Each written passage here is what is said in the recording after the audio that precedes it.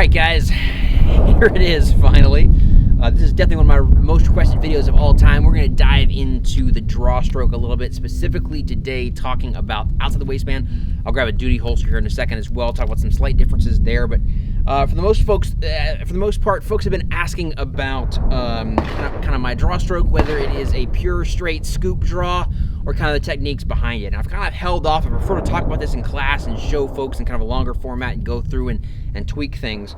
But folks are starting to kind of reverse engineer it without maybe understanding it fully. So I want to put out a video, answer some of those questions, kind of walking you through what I think is kind of some of the most efficient ways to get the gun out and shoot on target, at least scratch the surface on some of these ideas. So without further ado, let's dive into it. One thing I want to say really quickly is that I'm not going to show you the target today, and I'm not going to be showing you the timer. This is not what that video is for. This is not about me showing proof of standards or anything like that for anyone on the internet. I've done that before. Go check out my Instagram. Today we're just going to talk about technique, and so I don't want to waste time going back and forth a lot for the timer and the target. I do have a target about 7 yards, but honestly I don't really care about that, because what I care for when we're first establishing speed is simply the speed it takes me to get the gun from the holster to full presentation. And from there, I can take the amount of time that I need to clarify the sights and press the trigger as carefully as I need to, depending on the target variable. So obviously I'm going to treat my sights and my trigger different at 3 yards versus 35 yards. I'm not going to dive into that in depth, but for today we don't really care about accuracy so much. I'm just talking about what are the most efficient ways to get the gun from the holster to the presentation and press the trigger. And I'll just kind of walk you through the way that I do it, some of my thoughts on this, okay?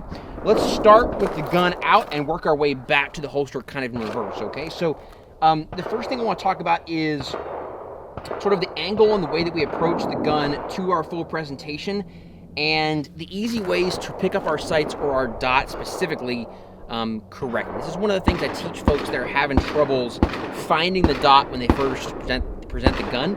And there's a couple things I want to talk about here. Number one is that I don't simply want to stab the gun out and then kind of slam into a wall or slam on the brakes at the very last second, because what's going to kind of happen is I'm going to have that kind of abrupt bounce in my sights at the end, and also if my sights are off in one direction or another, I'm not going to necessarily know where they are. Okay, so what I want to do is use one of two techniques. There's one that's really popular right now that Scott Jedlinski pushes as a part of his kind of wave, grip and presentation technique. And what he pushes is kind of a muzzle up presentation. So as you're coming to the target, similar to what folks used to do with iron sights, where they would kind of get their front sight up in their vision and punch to the target. What he teaches is kind of the 80-20, 90-10 principles, not diving into all those details, but definitely coming up with a high muzzle presentation and dropping the sights onto the target. Now what this guarantees is that as long as your sights aren't way off left or right, you're gonna see the dot come through the glass on the target, and you can kind of time your shot as the dot drops down onto the target to when you see the dot where it's supposed to be. Time your shot there on that target. It is an effective technique. What I prefer to do is actually kind of the opposite of that, okay? So what I try to do is, as soon as the gun comes out of the holster, my sights are getting on target roughly as quickly as possible, and the gun's just kind of riding the escalator up to that point where I see the sights on target. The other thing that I like to do is to present the gun slightly low of the apex of my presentation. So in other words, if this is where I want the gun to end up, I'm going to present kind of to here, and that last little motion of the gun is going to be coming up against gravity up into my eye line. So that kind of would look like in slow motion, getting my hand on the gun, sights are coming on target as quickly as possible, riding the escalator up a little bit low, and then that very last movement is just kind of the sights popping up into my vision on target. This accomplishes the same thing as the sights coming down, and in that it's going to absolutely come through my vision. I'm going to see the dot, again, as long as I'm not way off left or right, I'm going to see the dot come through my vision, but this is just the opposite direction. So instead of seeing the dot come down onto the target, I'm going to see the dot come up onto the target. This looks differently when you see different folks do it. So as an example, if you watch Christian Seiler, one of the best shooters in the world right now, you'll see he has kind of an exaggerated version of this, where he's presenting the gun really kind of low and letting it come up on target. He's doing the same thing I'm doing. He's just exaggerating that movement just a little bit, okay? As I've pushed for faster and faster draws over the years, I start kind of rounding the corner on this, so it's not quite as apparent. If you watch a full speed video, you kind of have to watch it in slow motion to see it.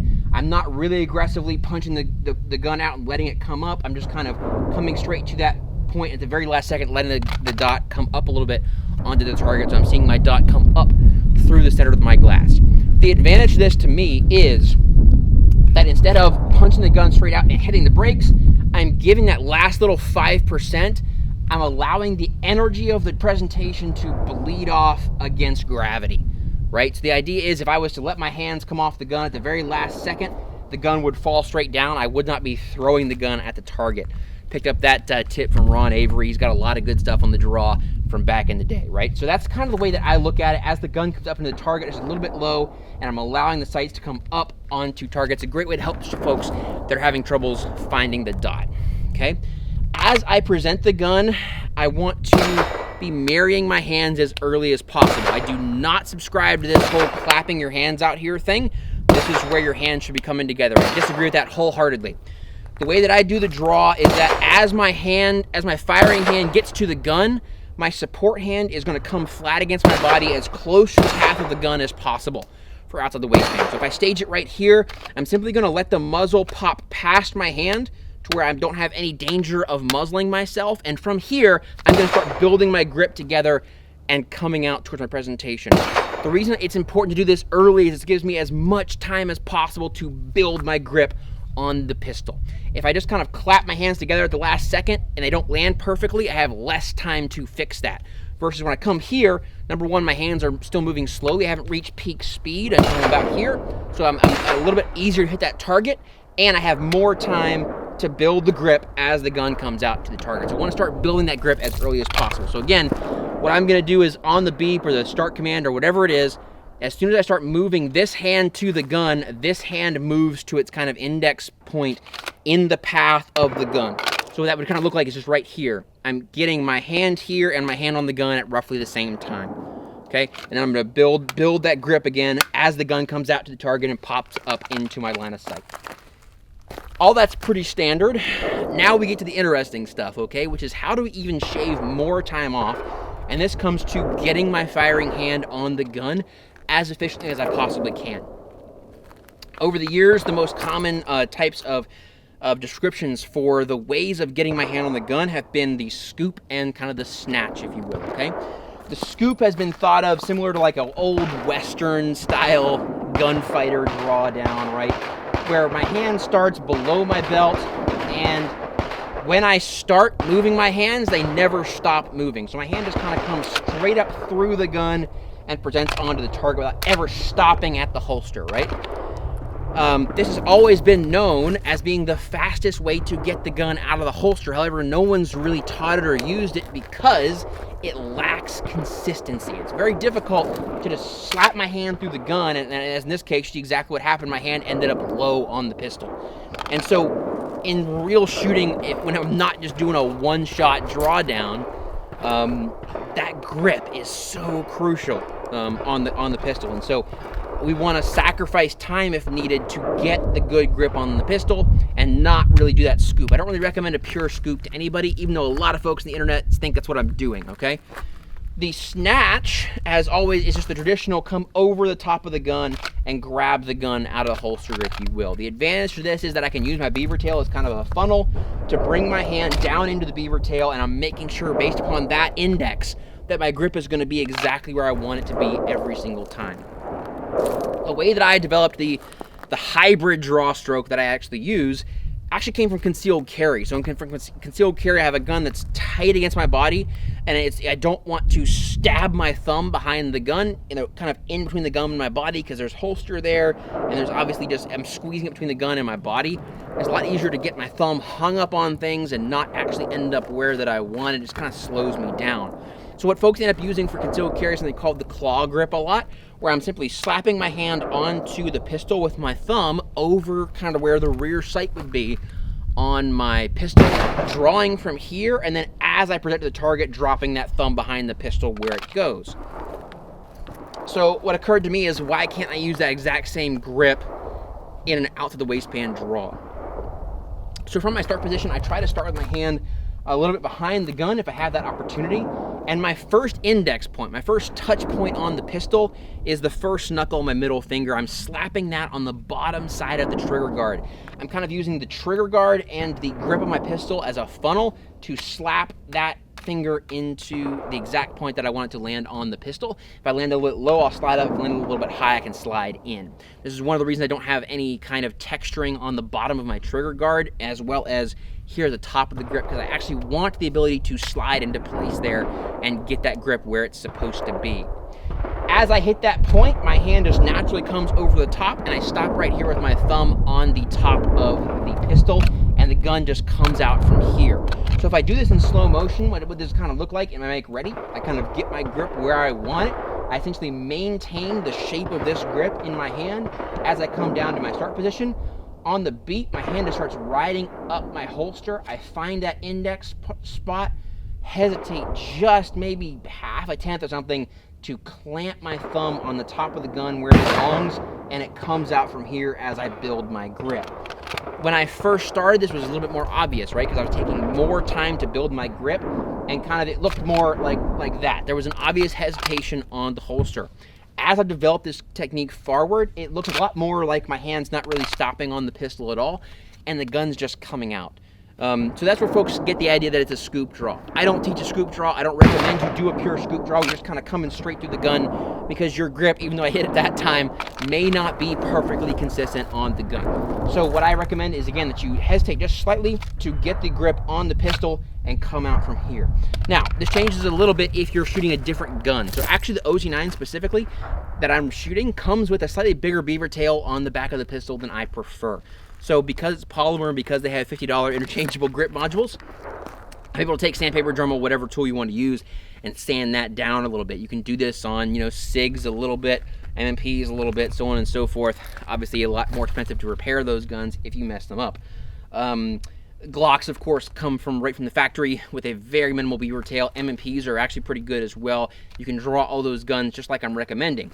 If you have a gun with a more substantial beaver tail, like a SIG, or one of these other guns that are hammer fired, such as a 2011, some DASA gun, you're gonna have to modify this approach a little bit, because you can't really get your thumb up here and then bring it around to where it's supposed to be in your grip, because you have to get around that beaver tail.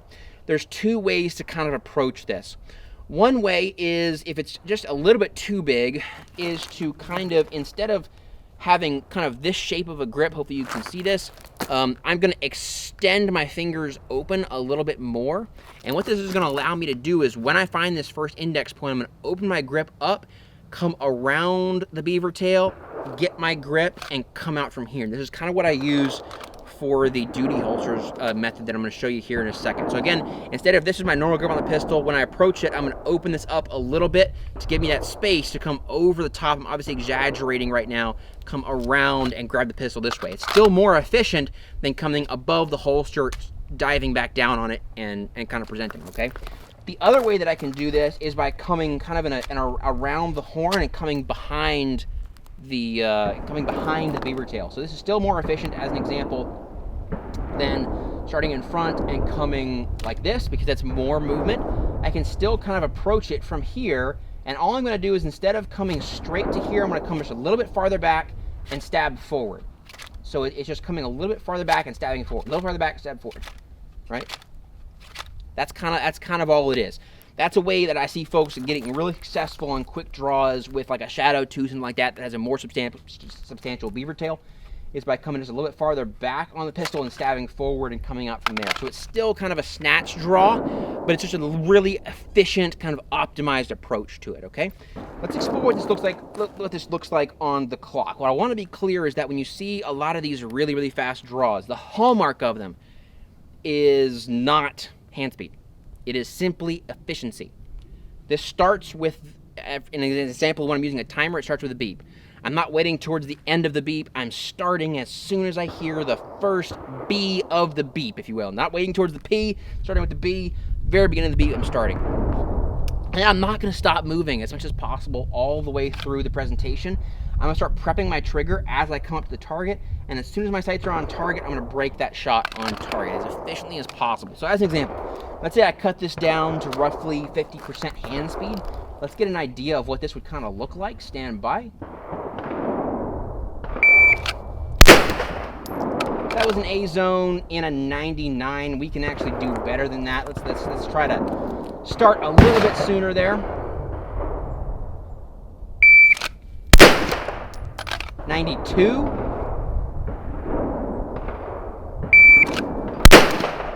And a 93, right? So moving my hands really nice and slow, and I'm getting sub-second, absolutely no problem. They're all in the A zone, okay? So the sub-second is no longer the goal, guys. If you're coming from a level 1 holster with no active retention, sub-second is absolutely not the goal at like 7-10 yards. That is moving your hands really, really, really slowly with this kind of a technique, okay? So we want to get a lot better than that. So let's see what happens if we just add a touch more hand speed to this. So that right there was a 76. The way that I kind of modulated that for you guys to show that it was really, really in control is I did kind of do the, the hand off the hot stove jerk at the very beginning to get my hand onto the gun, and then I just presented it nice and slow to the target. So I didn't have to punch the gun out there to the target to get that 76. So do the same thing one more time.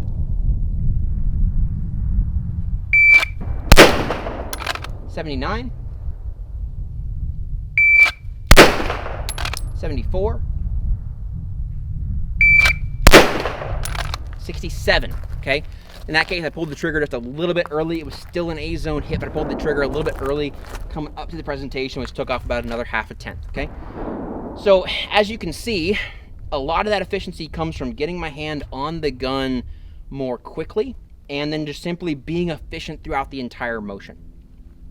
Let's see what happens if I actually draw this correctly. So I'm modulating it there to show you guys the control of it opposite of the way I believe you should. In other words, I'm getting my hand on the gun quickly and then I'm slowing it down in the presentation. What you really want to do is drive the gun as quickly as possible out until about 90% of your draw stroke, and then just modulate that last little bit as the sights come into the target. So let's do that a little bit around the same kind of hand speed, not going anything crazy. And you're going to see my sights actually hesitate on target a little bit this time to make sure that they are where they're supposed to be before I finish pulling the trigger.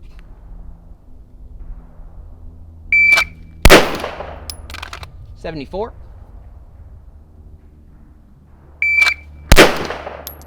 70 flat. 67.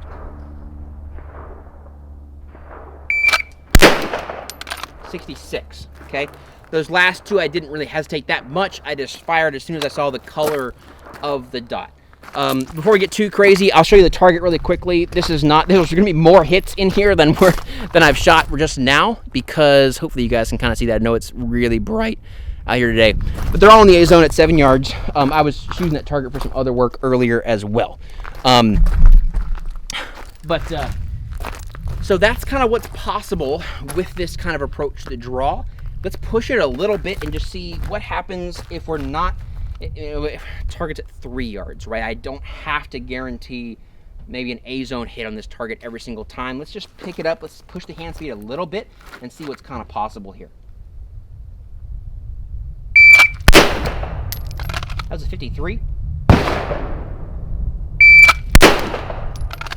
56.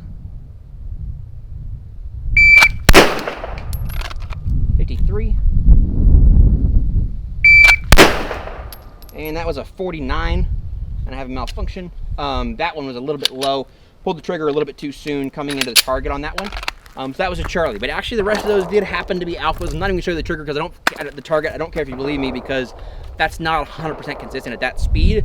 But all I'm trying to demonstrate there is it only takes just about 55 hundredths of a second to actually get the gun out of the holster and present it to the target. The remaining time should be spent simply cleaning up the sight picture, verifying the sight picture, and pressing the trigger as carefully as you need to depending on target variables. So as an example, I have a 1-inch pacer in my head box right now at 7 yards. I'm going to attempt to hit that off the draw. And what I'm going to kind of show you is I'm not going to slow my draw down at all. I'm going to draw it exactly the same way I have been, but I'm just going to take the time that I need after the presentation is complete to actually squeeze the trigger and get that hit. So that would look something like this. So that was a 97 inside that 1-inch paster at 7 yards. So that's going to kind of show you what I'm capable of with this technique. Getting an A-zone hit at like 25, right, would be roughly in that time. So my speed getting the gun out of the holster was the same. Again, I'm just taking that time to clean up my sight picture and press that trigger more carefully. So how does this apply though once we go to duty holsters? I'm not gonna take time to pull out every different kind of duty holsters obviously in the market right now. You're gonna have to change up the approach a little bit depending on, is it level 2, level 3, is it a Safariland Black Hawk, Alien Gear, whatever the case may be, right? In this case, I'm running a Safariland 6390 ALS with the RDS hood on it. And this is just going to kind of show you, I think, what's possible, in fact, with a duty holster. I'll be the first to admit I haven't perfected this in my practice because I don't really have much application for this. I don't run this style of holster very often. You're never going to catch me out and about open carrying with a duty holster on. But I have practiced it and I've explored what's possible with it because I want to be able to help folks that do run these that come into my classes, okay? So I think we use the same approach to this holster. We use the same start position, and we use the same approach to getting our hand on the pistol. What's different is obviously I have to use some slightly different index points to get my thumb on this ALS paddle, and I have to change the way that the gun is leaving the holster. If I start trying to pull this pistol, the second my hand is on the gun, it's going to hang up and I'm going to have troubles getting it out. So what I do is this, kind of like what we talked about before, where I open the grip up a little bit to come around a beaver tail. I'm going to open the grip up just a little bit to come around the beaver tail and hit that button. And then mentally my cue is I am not using my elbow to pull the gun out of the holster. What I'm doing is I'm using my thumb and my middle finger to pinch the gun out of the holster. So the first movement of the gun is actually just hand closing, right? I'm just simply closing my thumb and my grip around the pistol and using my thumb, if you will, to start the gun out of the holster. And as soon as I feel that process start, that's where the hand can actually draw the gun out of the holster and present to the target, okay? So we'll give you an idea what this looks like, again, on the timer, again, with slow hand speed to just kind of give you an idea of what the whole process looks like. So 108, right? So that was really slow after the presentation, but you kind of saw the way the hand just comes up and just simply pinches the gun out of the holster there. We'll pick it up just a little bit.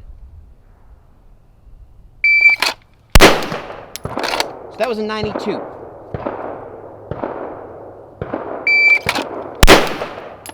$97.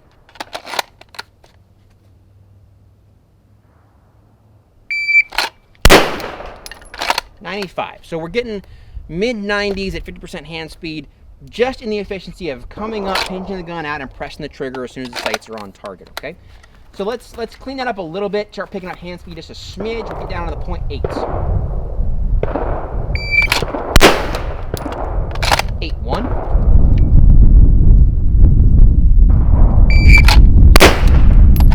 8-7. 8-6.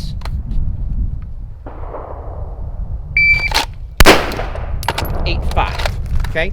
So we start picking up at hand speed. That is a very controllable, repeatable draw stroke for me from this holster. That is, as you guys saw, about a tenth behind those kind of mid-70s that I can do super easily. So taking that extra tenth to get the gun released and get it out of the holster. Let's see what happens if I try to smooth that out even farther and really pick up the hand speed. Now this is where, for me, again, I don't practice this all the time. We may see a couple hang-ups, but we will see the times improve. 8-1. 8 flat.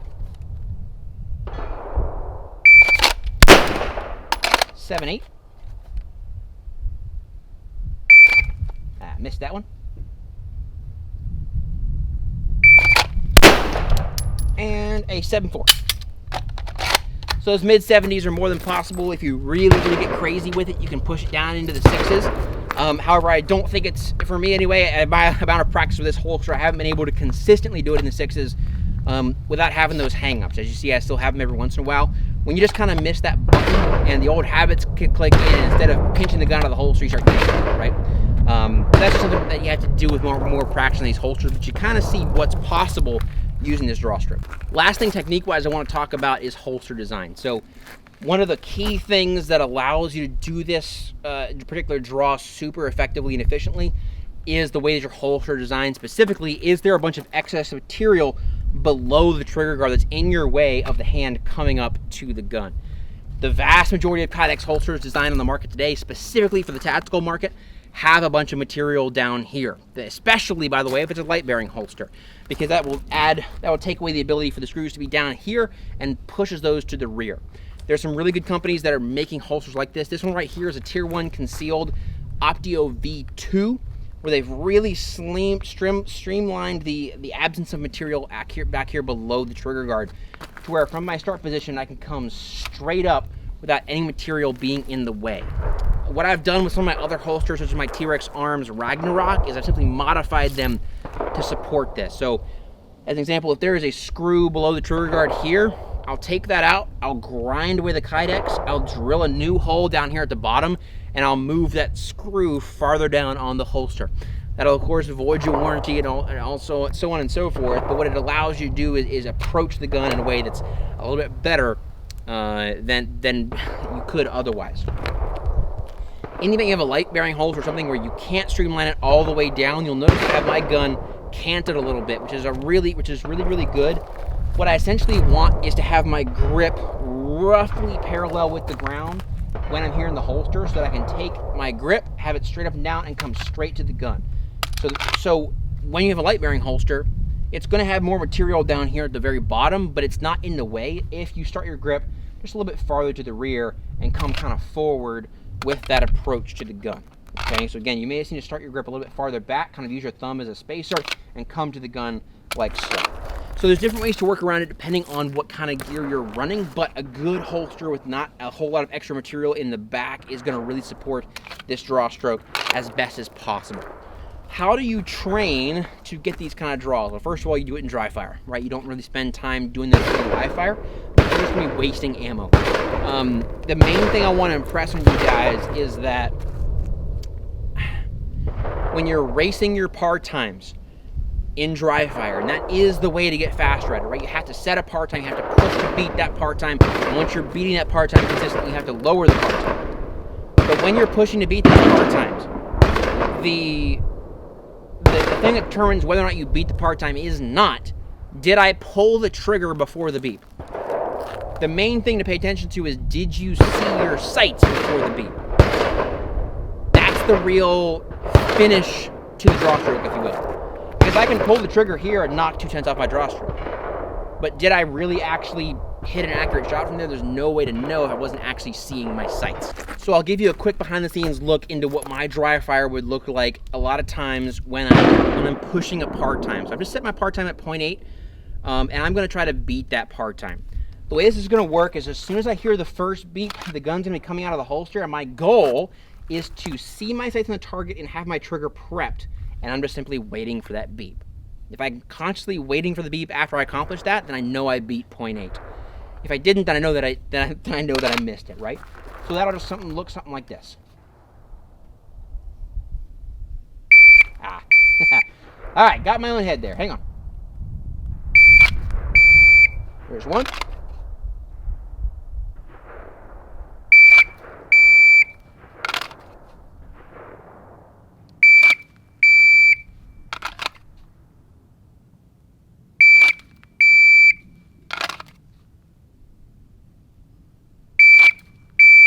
Okay, so now I am really comfortable with that pace, getting the gun out, seeing my dot in the center of the A zone, and prepping the trigger before that second beep.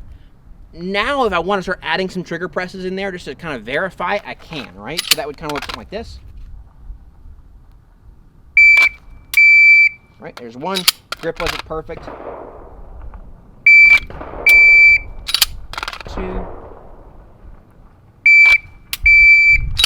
There's 3, right? So that's kind of how I would approach it. I would start with just making sure I'm seeing my dot and prepping my trigger before that second beep on the par time. What I'm not going to do is just race the gun out and be slamming that trigger as soon as it's close to the apex as a way to try to beat that par time. That's going to be ineffective training, and it's going to really cause training scars for you, where you're going to be pulling the trigger whether or not you see your sights on target once you get to the range.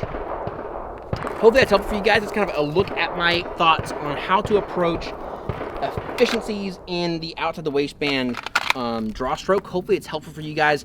Hopefully you can see that with this adjustment, not the scoop, not the snatch, but kind of the scoop snatch hybrid, that you can be super, super efficient getting your hand on the gun and still super, super consistent, nailing a perfect grip every single time out of the holster. Because if you can't nail your grip, it's straight up not worth that extra efficiency, okay? If you guys have any questions, let me know. And until next time, thanks so much for watching, and we'll see you next time.